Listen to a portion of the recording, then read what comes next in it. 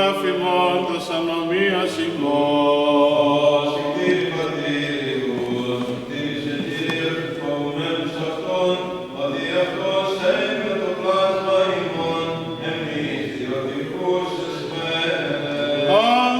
Άνθρωπος, όσοι χόρτωσε ημέρα αυτού, όσοι άνθος του αγρότος εξανθήσει.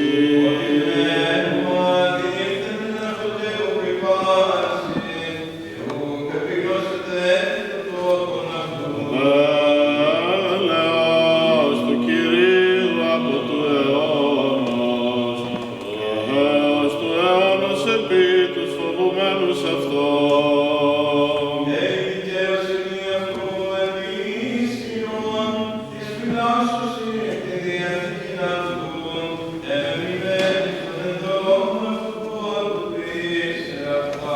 Κύριος εν το ουρανό ητήμασε των θρόνων αυτού και η βασιλεία